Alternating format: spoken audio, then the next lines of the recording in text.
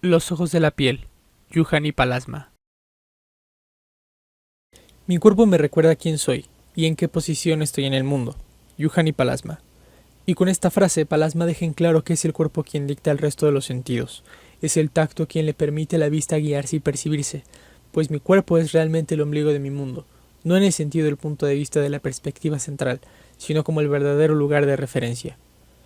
Bajo la comprensión y abstracción de la arquitectura como concepto, Juhani Palasma en conjunto con Stephen Hall señalan que la arquitectura es completamente sensorial, como una extensión de nuestra piel que nos acoge y nos da aún más allá de las necesidades básicas. Como una extensión corpórea, la arquitectura fenomenológica muestra que tanto la vista como el tacto, el olfato, los sonidos, sirven para capturar y percibir la belleza de los objetos, permitiendo comprenderlos desde el concepto, en base a la teorización de las sensaciones que nos brindan. Bajo el nombre Los ojos de la piel, la contradicción cognitiva que existe permite teorizar aún más allá de lo que estamos acostumbrados, permitiendo indagar dentro de los demás sentidos y adoptando una forma integral de llevar a cabo el quehacer arquitectónico. Además de un reporte de lectura, este documento servirá para invitar a quien lo lea a tener una visión más amplia y expandir sus posturas respecto a la arquitectura y los sentidos. Analizaremos como una extensión corpórea a la arquitectura fenomenológica, que muestra que tanto la vista como el tacto, el olfato y los sonidos sirven para capturar y percibir la belleza de los objetos, permitiendo comprenderlos desde el concepto en base a la teorización de las sensaciones que nos brindan. Visión y conocimiento. Se ve a sí mismo viendo. La importancia atribuida por la humanidad a la visión ha dejado rezagados al resto de los sentidos. El olfato y el gusto han adquirido situaciones específicas para desenvolverse, casi inexistentes, casi intangibles. La segregación de dichos sentidos ha permitido y atribuido aún más a la nutrición de la percepción ocular centrista, aboliendo la importancia del olfato y el gusto, o disminuyéndolo solo para casos específicos como la percepción de la comida. Si bien, al comer estos sentidos son predominantes, la vista se obliga a sobresalir bajo la excusa del emplatar. Si bien la arquitectura debería ser sensorial, es justamente el ocular-centrismo quien sobrepone dicha necesidad para aumentar el valor de la vista. La belleza física ha obligado a los demás sentidos a desalojar el cuerpo, y al cuerpo sin hogar, construyendo arquitectura que no es arquitectura. Y aun cuando la arquitectura moderna nos ha brindado maravillas visuales, con corrientes como el Art Deco, el Art Nouveau, el diseño paramétrico, han permitido al ojo observar arquitectura digna de reflexionar. El olvido de los demás sentidos vuelve a la arquitectura solo un cajón, un cascarón vacío. Crítica al ocular-centrismo. Percibo de una forma total con todo mi ser. Grandes figuras de la filosofía como Descartes, Nietzsche, Martin Jay y Merleau-Ponty criticaron fuertemente el ocular-centrismo, explicando que la humanidad gira en torno al yo que la percepción del ojo nos brinda. Estamos tan acostumbrados a recibir bombardeos visuales desde la explosión tecnológica que vivimos apresurados cada vez más. El sistema sensorial del hoy ya no es un conjunto integral, sino módulos separados que funcionan por sí mismos y en ocasiones se juntan dos o tres. Sin embargo, Merleau-Ponty plantea que nuestro cuerpo es tanto un objeto entre objetos como aquel que los ve y los toca. La crítica entonces se basa y fundamenta en que como humanos y la máquina perfecta de la creación, como el conjunto de partes mecánicas, la interpretación sensorial y la percepción sensual de las situaciones, espacios y momentos debe ser en conjunto. No somos partes flotantes ni mucho menos piezas separadas que funcionan en la independencia del cuerpo. El ojo narcisista y nihilista. Nuestra sociedad se caracteriza por un crecimiento canceroso de la vista. El ojo narcisista ve la arquitectura como la búsqueda de hazañas apoteósicas, como un carácter de enaltecimiento personal, para alimentar al yo y cultivar al ego. Con formas extravagantes y funcionamientos cuestionables, esta busca la inmortalidad como una extensión del yo. Ve a la arquitectura como un medio de expresión. El ojo nihilista, por su parte, separa al cuerpo y las sensaciones, volviendo el paseo un paseo hedonista, carente de significado, que se adelanta a la sensorialidad aboliendo la interpretación de la misma y volviendo todo algo más que contamina nuestra visión. Espacio oral versus espacio visual. La impresión reemplazó el persistente predominio del oído en el mundo del pensamiento. Walter J. Ong explica que anteriormente el sentido predominante fue el oído durante mucho tiempo, y no fue hasta la aparición de la escritura y más recientemente la impresora que la audición pasó a segundo plano, siendo reemplazado por la vista. Por tanto, el significado de las palabras cambiará por completo a un estado irreversible, pues la escritura las encierra tiránicamente para siempre en el campo visual. Arquitectura retinana y la pérdida de la plasticidad. La arquitectura es el juego sabio, correcto y magnífico de los volúmenes bajo la luz. Diferentes variantes de la arquitectura han sido creadas bajo sensaciones específicas. Las construcciones indígenas de barro posiblemente se dan a partir de sentidos musculares y ápticos, más que del ojo. La arquitectura tradicional, por su parte, se fundamenta en el sabor táctico corpóreo. Si bien la arquitectura moderna fue la impulsora de la plasticidad y de la visual como denominadora del quehacer arquitectónico, fundamentada en las leyes de la Gestalt y conceptualizada bajo términos visuales. Una arquitectura de imágenes visuales. Mentalidad que mira el mundo como un juego de posibles fotografías. Con la apresurada vida y la urbanización acelerada, la arquitectura se ha convertido más en un producto imagen, objetivo, de una cámara fotográfica.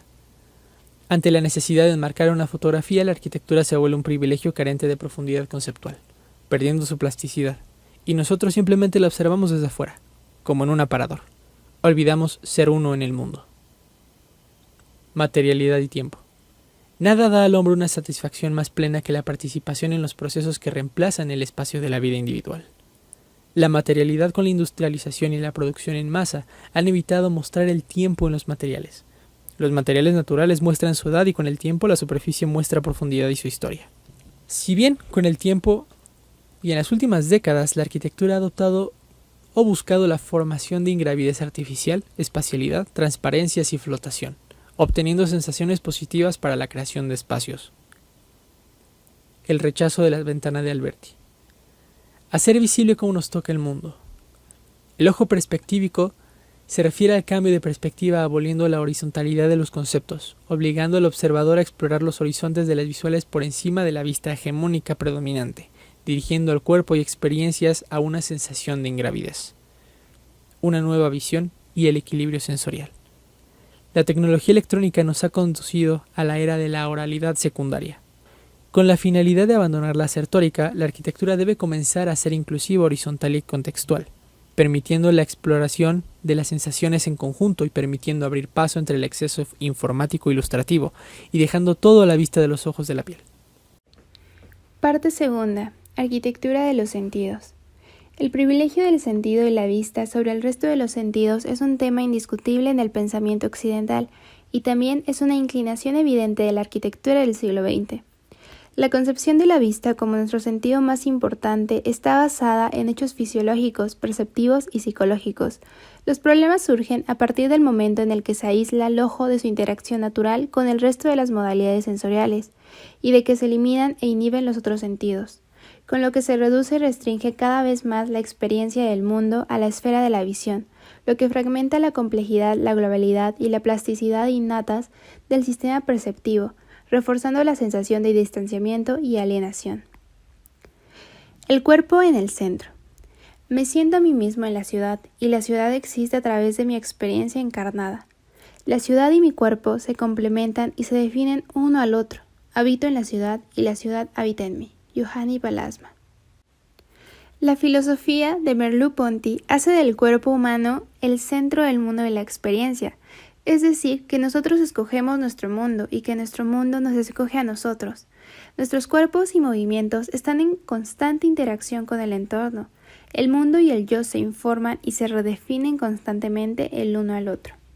La imagen corporal se define básicamente a partir de las experiencias hápticas y de orientación que tienen lugar en las etapas más tempranas de nuestra vida.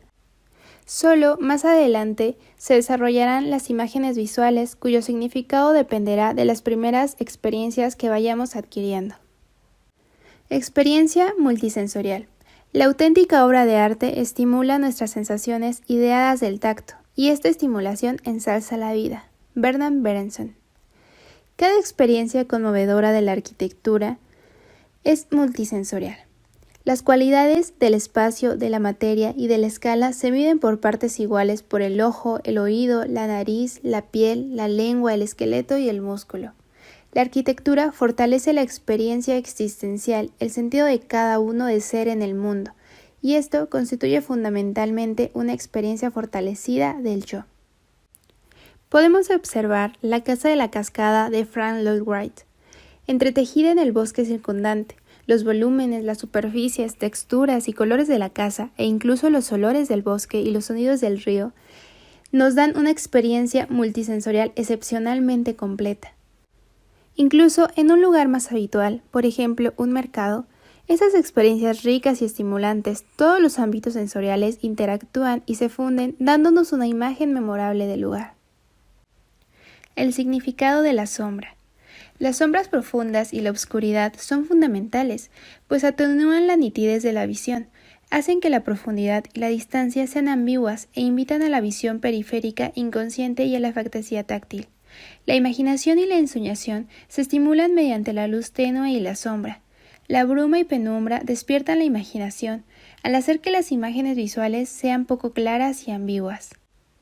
Podemos observar el extraordinariamente poderoso sentido del foco y de la presencia en los cuadros de Caravaggio, donde surge de la profundidad de la sombra, en la que está embebido el protagonista como un objeto precioso sobre un fondo de terciopelo oscuro que absorbe toda la luz.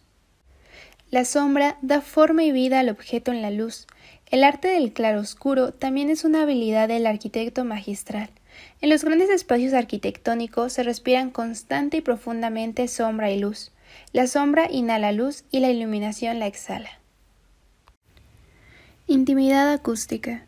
La vista aísla mientras que el sonido incluye. La vista es direccional mientras que el sonido es omnidireccional. Oír estructura y articular la experiencia y la comprensión del espacio. Normalmente no somos conscientes del significado del oído en la experiencia espacial, a pesar de que el sonido a menudo provee el continuum temporal en el que se insertan las impresiones visuales. Por ejemplo, cuando le quitamos un audio a una película, la escena pierde su plasticidad y sentido de la continuidad. Todo edificio o espacio tiene sus sonidos característicos, de intimidad o monumentalidad, de invitación o rechazo, de hospitalidad u hostilidad. Un espacio se entiende y aprecia tanto por medio de su eco como por su forma visual, pero el precepto acústico normalmente permanece como una experiencia inconsciente de fondo. Silencio, tiempo y soledad. La experiencia auditiva más primordial de la arquitectura es la tranquilidad. El silencio de la arquitectura es un silencio receptivo, que hace recordar.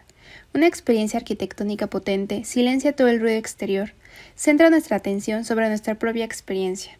El tiempo y el espacio están eternamente atrapados y se funden en una extraña experiencia primaria, el sentido del ser. Espacios del olfato. Un olor particular nos hace volver a entrar sin darnos cuenta en un espacio completamente olvidado por la memoria retiniana.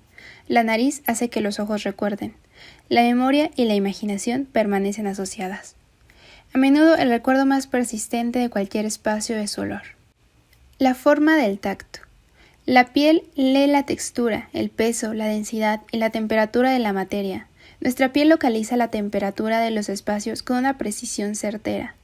La sombra fresca y tonificante debajo de un árbol, o la esfera con una calidez que acaricia un lugar soleado, se convierte en experiencias de espacio y de lugar. La esencia de la mano no puede nunca determinarse o explicarse, por ser un órgano que puede agarrar. Todo movimiento de la mano en cada uno de sus trabajos se lleva a través del elemento del pensamiento. Cada comportamiento de la mano se aguanta a sí mismo en ese elemento. Martin Heidegger.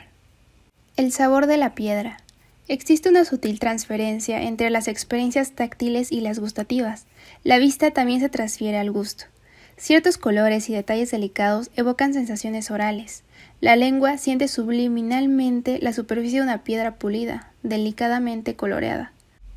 Nuestra experiencia sensorial del mundo se origina en la sensación interior de la boca, y el mundo tiende a volver a sus orígenes orales. El origen más arcaico del espacio arquitectónico está en la cavidad bucal. Un espacio arquitectónico de calidad se abre y se presenta a sí mismo con la experiencia arquitectónica que trae al mundo a un contacto más íntimo con el cuerpo. Imágenes de músculo y hueso. La casa natal ha inscrito en nosotros la jerarquía de las diversas funciones de habitar. Somos el diagrama de las funciones de habitar en esa casa en concreto, y todas las demás casas no son más que variaciones sobre un tema fundamental. La palabra hábito es una palabra demasiado gastada para expresar ese enlace apasionado de nuestro cuerpo que no olvida la casa inolvidable. Bachelard.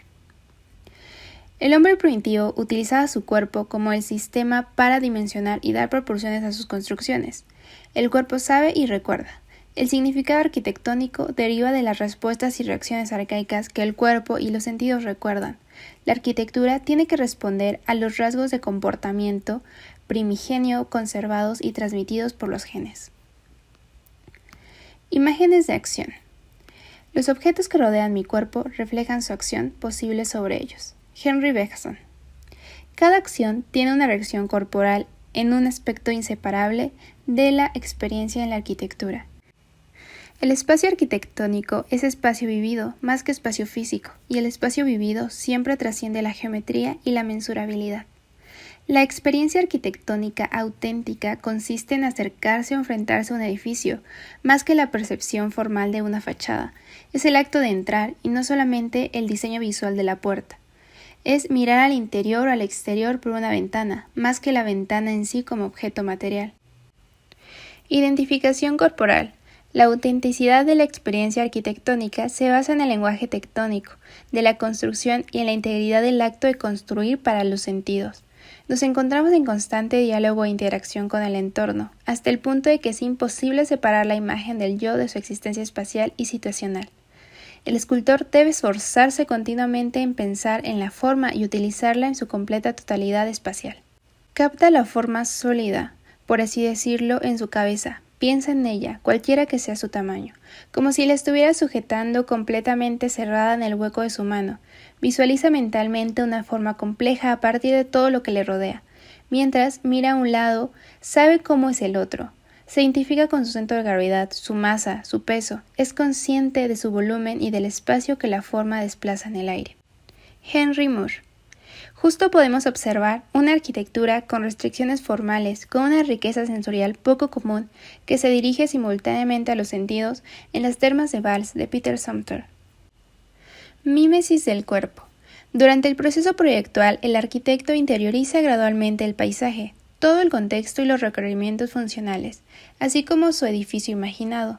El movimiento, el equilibrio, la escala se sienten inconsistentemente a través del cuerpo, como tensiones en el sistema muscular y en las posiciones del esqueleto y los órganos internos. A medida que la obra interactúa con el cuerpo del observador, la experiencia refleja las sensaciones corporales del creador, por lo que la arquitectura es comunicación, desde el cuerpo del arquitecto directamente al cuerpo de la persona que encuentra la obra, quizá siglos más tarde. Espacios de memoria e imaginación. Tenemos una capacidad innata para recordar e imaginar lugares. La percepción, la memoria y la imaginación están en constante interacción. El dominio de la presencia se fusiona en imágenes de memoria y fantasía. Los espacios y lugares que una obra de arte promete son reales en todo el sentido de la experiencia. Tintoretto no escogió aquel claro amarillo del cielo sobre el Gólgota para expresar angustia ni para provocarla, es angustia y cielo amarillo al mismo tiempo. O en la arquitectura de Miguel Ángel, que consiste fundamentalmente en que el espectador siente su propia melancolía desgastada por la autoridad de la obra. Enigmáticamente nos encontramos a nosotros mismos en la obra. Así como hay edificios, también hay ciudades que permanecen como simples imágenes visuales lejanas cuando se les recuerda, y ciudades a las que se les recuerda por su vivacidad. La memoria vuelve a evocar la ciudad deliciosa, con todos sus sonidos, olores y variaciones de luz y sombra. Una arquitectura de los sentidos. Podemos distinguir varias arquitecturas según la modalidad sensorial que tiendan a enfatizar. Junto a la arquitectura dominante, el ojo, hay una arquitectura áptica del músculo y de la piel. Hay arquitectura que también reconoce los campos del oído, el olfato y el gusto.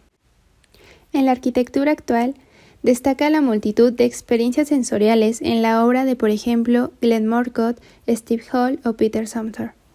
El cometido de la arquitectura. La arquitectura refleja, materializa y hace eternas ideas e imágenes de la vida ideal. Los edificios y las ciudades nos permiten estructurar, entender y recordar el flujo informe de la realidad y, en última instancia, reconocer y recordar quiénes somos. Lo que más se necesita ahora en la arquitectura es exactamente lo que más se necesita en la vida: integridad. Lo propio que en el ser humano, la integridad es la cualidad más profunda de un edificio. Si lo conseguimos, habremos hecho un gran servicio a nuestra naturaleza moral. Frank Lloyd Wright. Al igual que una manija, es el apretón de manos de un edificio. Esto se refiere a que el libro ofrece la oportunidad de estrechar la mano al arquitecto, profesor y crítico finlandés Juhani Palasma, que como diseñador ha prestado bastante atención al diseño y la fabricación de manijas, pues tiene un gran significado talismánico, que para el arquitecto constituye uno de los detalles principales para explorar, refinar y elaborar. En las páginas de su cuaderno de Palasma muestra muchas y obsesivas variaciones sobre una manija de palanca y un tirador vertical.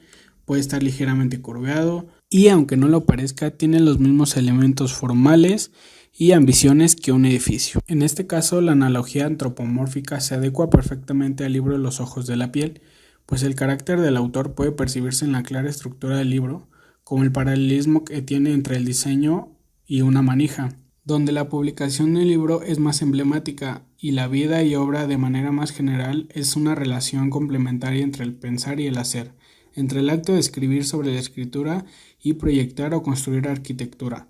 Es una visión de la perspectiva crítica y el proceso de escritura como un ejercicio de un arquitecto que explora ideas. Pues tal es el caso del libro, que tiene una intención arquitectónica tangible e incluso sensual del pensamiento, sentimiento y tiempo. Si hablamos del pensar que quiso interpretar Palasma en Los ojos de la piel, trata sobre reanimar y lo importante que es en la fraternidad nórdica la obra poética, el pensamiento, ya que constituye un paralelo a la emergencia del propio Palasma en su década. Cabe recalcar que fue un hombre demasiado culto, ha visto demasiado el mundo y es demasiado conocido como para encajar en una definición tan simple. Por otro lado, el libro constituye también una introducción implícita a dos importantes arquitectos y profesores británicos, John Wilson y Kenneth Frampton. Si nos vamos al punto de origen del libro, se encuentra en el conjunto de ideas, perspectivas y aproximaciones que fueron iniciadas y compartidas por el arquitecto estadounidense Stephen Hall y el académico mexicano-canadiense Alberto Pérez Gómez, junto a Palasma. Por lo visto, los tres se encontraron en el pensamiento y la práctica, gracias a su deseo de dotar de una base fenomenológica a la arquitectura, pero dramático contraste con las tendencias dominantes en la cultura arquitectónica. Su relación se estrechó en los años sucesivos debido a que Hall ganó el concurso para la construcción del Museo de Arte Contemporáneo de Helsinki y colaboró asiduamente con el programa del doctorado en Historia y Teoría de la Arquitectura que Pérez Gómez dirigía en la McGill University. El libro fue pensado inicialmente como un ensayo intelectual único, pero ha dado origen a dos nuevos volúmenes, La mano que piensa y La mano corpórea. Si bien uno puede sentirse atraído hacia estos otros ensayos por la primera lectura, pues debe leerse de forma completamente independiente. La selección que hubo de imágenes y la cantidad de notas del libro no son más que un pálido reflejo de la inmensa biblioteca y referencias de la que Palasma se abastecía. Como otros arquitectos, Palasma es un bibliófilo, y sus estanterías que recubren las paredes de la biblioteca han extendido hacia el pasillo de la entrada y otras estancias de su estudio. Por ende, su biblioteca también ha sido el escenario de un grupo de discusión formado por miembros de la vida intelectual, artística, cultural finlandesa, que en palabras del mismo autor se refiere a que puede incluir un poeta, un historiador de la cultura, un director teatral, un compositor, un dramaturgo, un pintor, un fotógrafo y dos críticos literarios. Johanni Palasma escribió el libro directamente en inglés, con un tono que podía ser el más analítico a el más propositivo, y trabajaba para aclarar temas que para él son demasiado importantes en la arquitectura, en la filosofía y en el tema cultural, donde se incluye el carácter inclusivo, con la esperanza de que ese trabajo fuera de utilidad para otros. Palasma ha cumplido 75 años y ha anunciado su retiro de la arquitectura para concentrarse en la escritura y conferencias.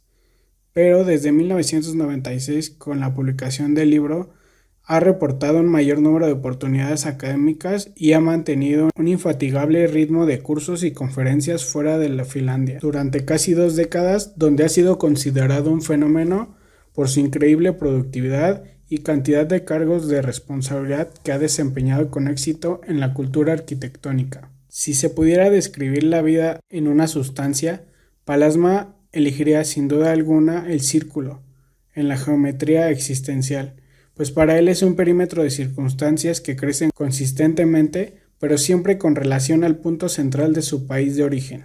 Hablando un poco de su vida, nació en 1936, en la Finlandia de la preguerra. De niño lo enviaron a la granja de su abuelo para que estuviera a salvo durante los años de la Segunda Guerra Mundial. Como su padre era alistado para las fuerzas del ejército, su vida giraba alrededor de su abuelo. y ahí aprendió a apreciar el valor de las cosas sencillas. Tras la conclusión de la Segunda Guerra Mundial, la familia regresó a Helsinki, cruzó el Golfo de Finlandia para llegar a Estocolmo y después cruzó el Atlántico hasta llegar a Estados Unidos. Allí pasó un año estudiando en la secundaria y a su regreso solicitó el ingreso en la Escuela de Arquitectura, lo que era el Instituto de Tecnología de Helsinki. Defendía apasionadamente la primacía del pensamiento en la arquitectura, haciendo énfasis en la importancia de la información y la tecnología en oposición a los excesos de la burocracia estatal. Y mencionaba que el diseño se estaba alejando de la supervisión individual para pasar a un control metodológico colectivo, tanto desde el diseño de emplazamientos a sistemas y estructuras, para hacerlo a un diseño desechable, cambiante y variable. Fue entonces hasta los 33 años que lo nombraron rector del Instituto de Artes Industriales de Helsinki, donde su primera acción consistió en participar en la manifestación de estudiantes en apoyo a los trabajadores de la industria del acero. Sin embargo, al dejar su etapa como rector, dejó Finlandia para irse a Etiopía, en África, donde se convirtió en un profesor de la Universidad Haile Selassie durante más de 2 años. Y podemos ver el prototipo de casa que realizó en un campamento de 150 familias en Ambo, Etiopía. Estando en África, redescubrió el significado del contenido social, así como las ventajas de los sistemas modulares en la resolución de problemas arquitectónicos. El interés por la base psicológica y biológica de la percepción espacial dominaron los pensamientos de Palasma a su regreso a Finlandia a mediados de la década de 1970. Se convirtió en el director de exposiciones del Museo Finlandés de Arquitectura y tuvo la oportunidad de clarificar materialmente los efectos de su experiencia africana a través de un gran número de exposiciones. Esto con la voluntad de ampliar la perspectiva cultural del centro.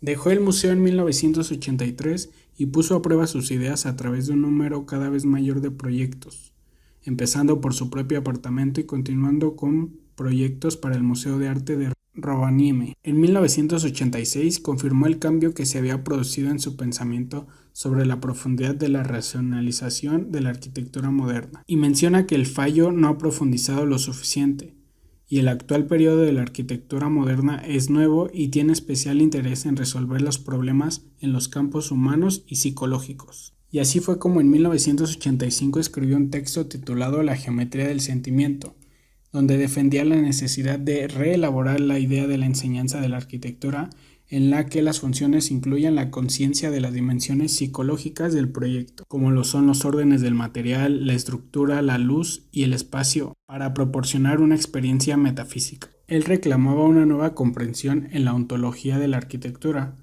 pues decía que la cultura identificaba el mundo de los ideales y de lo cotidiano, anulando la función del arte como mediador entre ambos.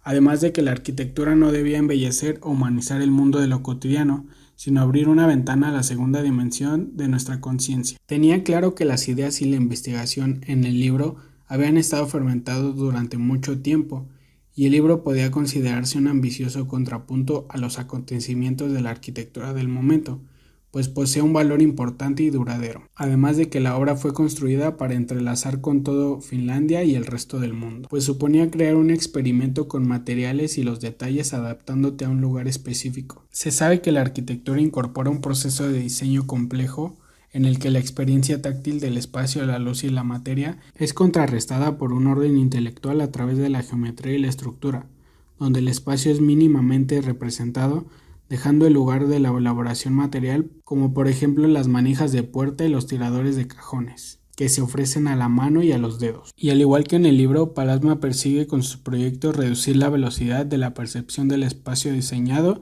que se consigue estudiando los elementos arquitectónicos. Dado que su carrera como proyectista ha dado paso a una actividad como escritor y profesor, dicta cada vez más conferencias con salas repletas de estudiantes, académicos y profesionales, en donde habla detenidamente del papel que desempeñan en el arte, la arquitectura y la educación, y que en concreto dice que el deber de la educación es cultivar y fomentar la imaginación, la empatía en las capacidades del hombre, pero los valores dominantes tienden a desalentar la fantasía, suprimir los sentidos y petrificar la frontera.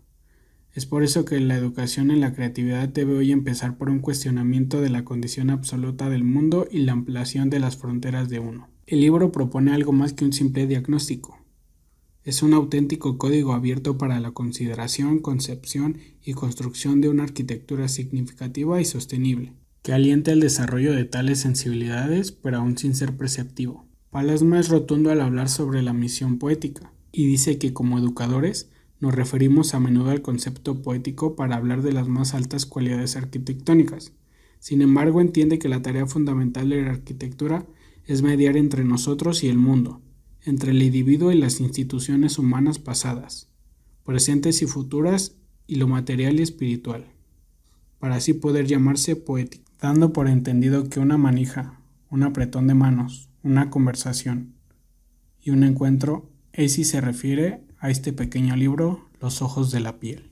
La arquitectura ha evolucionado con el tiempo, pasando por los miedos, añoranzas y curiosidades de la humanidad. Sin embargo, el buscar hazañas apoteósicas ha dejado de lado la esencia del ser arquitectónico, sobreponiendo las necesidades del diseñador ante las necesidades del habitador. La búsqueda de la belleza y la permanencia son conceptos que la arquitectura adopta. Sin embargo, es la muerte de los materiales que brinda la belleza de la construcción y permite al usuario conectar con sus sentidos. Creo que las inconsistencias no radican en la búsqueda de la inmortalidad, sino en evitar la mortalidad. Más allá de crear cosas inimaginables, la arquitectura hoy necesita recordar lo inimaginable, necesita golpear la realidad y permitir a los usuarios la reflexión sobre sí. La arquitectura hoy no debe ser visualmente emocionante, sino emocionalmente visual, y no precisamente por nuestros ojos, sino por nuestra corporeidad y el ser completo, de nuestra piel externa a nuestra piel interna, y nuestra psique y alma. Como conclusión tenemos de que si partimos que en la rama del arte años atrás ha sido dividido por completo en la relación del sujeto-entorno, no ha funcionado, pues sabemos que ambos se complementan. En algunas ocasiones esto no ha dejado de suceder, pues con el paso del tiempo ha pasado de ser un sistema activo a uno complementativo. El libro viene completamente lleno de ideas que nos van a ser fundamentales a nosotros los arquitectos, pues de un tiempo para acá han ido tomando fuerza los métodos con los que se aborda la arquitectura en tiempos modernos. Se han desviado de los arquetipos de la arquitectura, donde se buscaba enlazar el cuerpo y a las acciones más humanas de habitar y convivir, reemplazándolas por un tipo de arquitectura más fría, complementativa, pues a mi parecer pienso que después de varios años la gente está empezando a notar las carencias de este método, pues ya no se identifican con la arquitectura. En cambio, poco a poco los mismos arquitectos, artistas y nosotros que vamos hacia ese camino estamos tratando de volver a la naturaleza, pues más que construir para habitar, se está construyendo para vender y generar ofertas de negocio. Estamos tratando de volver a la naturaleza, de devolverle la sensibilidad a la piel, a su primera casa, en vez de seguir silenciando el relacionarse con el entorno. Es impresionante la anatomofisiología del sistema sensorial humano, cómo cada cosa que observamos recorre las fibras nerviosas hasta el encéfalo, pero además se recopila, traduce y experimenta la información para luego formar una postura crítica del mundo. También sirve de alimento a la creatividad e imaginación. La experiencia perceptiva del espacio que nos rodea nos ayuda a comprender el mundo. Lo experimentamos día a día, viendo, escuchando, sintiendo, oliendo y hasta saboreando. Al traducir esta experiencia en la arquitectura, vemos la importancia del lenguaje arquitectónico, el cual siempre debe ser fiel a la construcción del espacio a través de los sentidos. Más ahora, la arquitectura debe ser conmovedora, debe invitarnos a sentir, a ser. Como futuros arquitectos, debemos repensar la arquitectura, priorizar el sentir, además ser integral y multisensorial para que la vida siga fluyendo y nos invite a sentir y a ser con ella.